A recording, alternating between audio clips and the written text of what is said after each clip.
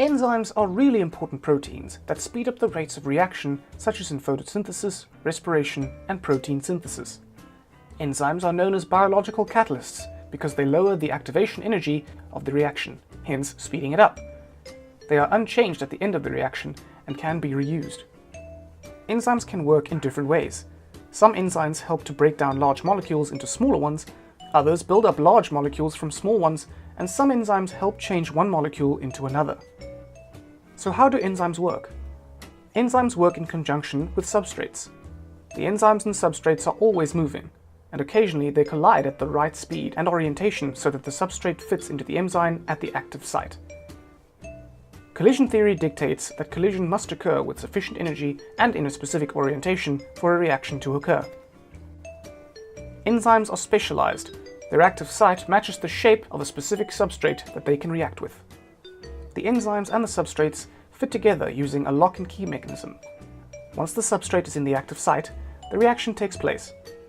The required product is produced, and the enzyme releases itself and carries on moving around. In this example, the enzyme is breaking down the substrate into two smaller products. It could be protease, which breaks down proteins into amino acids, or carbohydrase, which breaks down carbohydrates into glucose, or lipase, which breaks down fats into fatty acids and glycerols. Hydrogen peroxide is often formed as a result of the reactions in cells, and if it is left behind to build up, it is harmful. Luckily, we have catalase enzymes that are really fast. They break the hydrogen peroxide down into harmless water and oxygen. Enzymes can help build up molecules like this, but the process is still exactly the same. Whilst enzymes do fantastic things, they are sensitive. Each enzyme has optimum conditions under which it works best. Firstly, there needs to be enough substrate around. They need a high enough substrate concentration for the reaction that they catalyze. If there is too little substrate, then the rate of reaction is slowed.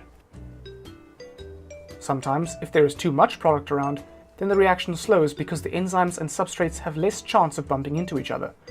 So, the product needs to be removed for a higher rate of reaction. Enzymes also have optimum pH and temperature conditions.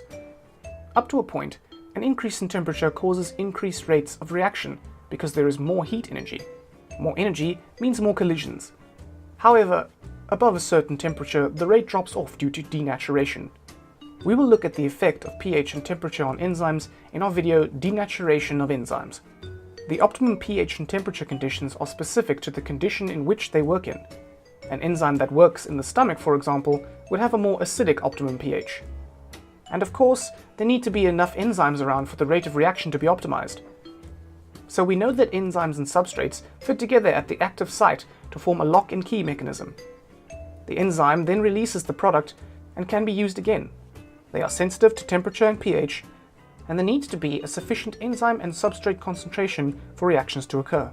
Enzymes not only control all kinds of reactions such as in photosynthesis, respiration, digestion, and protein synthesis, but we also make use of them in day-to-day life.